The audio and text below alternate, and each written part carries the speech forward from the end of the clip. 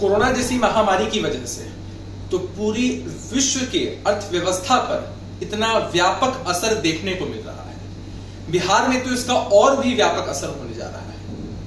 हम सब लोग देख रहे हैं कि बिहार के बाहर जो भी काम कर रहे हमारे प्रवासी मजदूर भाई थे या अन्य जो भी लोग थे, वे लोग अपनी नौकरियां छोड़कर, या नौकरियों का तो स्कोप ही नहीं बचा, वह सब छोड़कर वापस प्रदेश आ गए हैं। हमें इस बात की खुशी है कि धीरे धीरे ही सही, लेकिन हमारे प्रवासी मजदूर भाइयों का और अन्य लोगों का बिहार में वापसी हो रही है।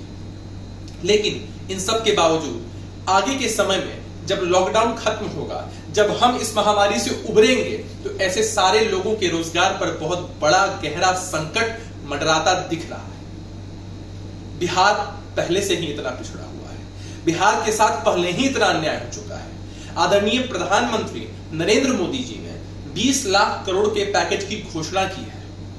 हम देख रहे हैं, एनालाइज करने की कोशिश कर रहे हैं कि आखिर इस 20 लाख करोड़ रुपए में से बिहार के हिस्से में कितना आने वाला है, क्योंकि बिहार की जनता को सरकार के इस तरह के वादों पर भरोसा नहीं रह गया है। मित्रों, मैं आपको याद दिलाना चाहता हूं आरा की वो घटना जो विधानसभा चुनाव से पहले आरा में प्रधानमंत्री नरेंद्र मोदी जी ने बिहार की जनता के लिए 1.25 लाख करोड़ के पैकेज की घोषणा की थी।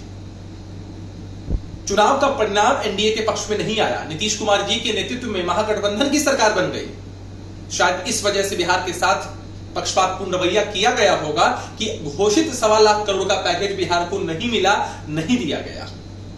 अभी हाल में किसी आरटीआई एक्टिविस्ट ने भी इसकी पड़ताल करने की कोशिश की तो सब सामने यही आया कि केंद्र की सरकार और बिहार की सरकार ने इसके लिए कोई प्रयास नहीं किया है कि बिहार को इतना बड़ा राहत का पैकेज दिया जाए। एक बात को बहुत ध्यान से समझने की जरूरत है। नीतीश कुमार जी ने भले ही जनादेश का अपमान किया और दोबारा बीजेपी की गोद में जाके बैठ गए, लेकिन उससे कुछ फायदा बिहार को नहीं हुआ। उनकी पार्टी का विकास एक तरह से देख लिया जाए तो हो सकता है, लेकिन बिहार को जो 1.25 लाख करोड़ का पैकेज मिलना चाहिए था, वह 1.25 लाख करोड़ का पैकेज नहीं मिला। बिहार में कई वर्षों से विशेष राज्य के दर्जे की मांग हो रही है। हम सब भी नीतीश कुमार जी से कहना चाहते हैं कि अब बिहार को इसकी बहुत जरूरत है। छोड़िए पुरानी बातें, हम भी अपनी राजनीतिक प्रतिद्वंदिता भूलकर आपके साथ चलने को तैयार है। बिहार को विशेष राज्य का दर्जा दिलवाइए ही। आपके एक मंत्री श्रवण कुमार जी कह देते हैं सिर्फ कि बिहार को यह पैकेज मिलना चाहिए, विशेष राज्य का दर्जा मिलना चाहिए। सिर्फ कह देने से कुछ नहीं होने वाला है, अब स्टैंड लेने का समय आ चुका है।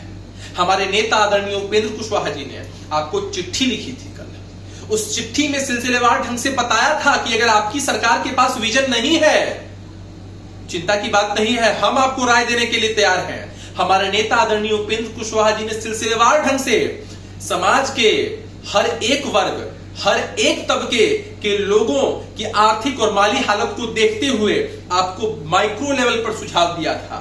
आम नेताओं की तरह नहीं कि बिहार का विकास होना चाहिए। श्री कुशवाहा जी ने होमवर्क करके आपको सिलसिलेवार ढंग से एक एक पॉइंट पर सुझाव दिया है। कृपया उन सुझावों को मानिए। कृपया बिहार की जनता की चिंता करिए। कमर टूटने वाली है बिहार की। केंद्र से अपना हक लीजिए। अब समय है कि आपकी सरकार यहां भी है और केंद्र में भी है। हम भी आपके साथ खड़े रहेंगे। पूरा विपक्ष, पूरा जनमानस आपके साथ खड़ा रहेगा। बिहार को विशेष राज्य का दर्जा दिलवाइए। बिहार के हिस्से का जो पैकेज है वो पैकेज दिलवाइए, अन्यथा आने वाले समय में बिहार की बड़ी बदहाल स्थिति होने वाली है और हमें इसकी बड़ी चिंता है।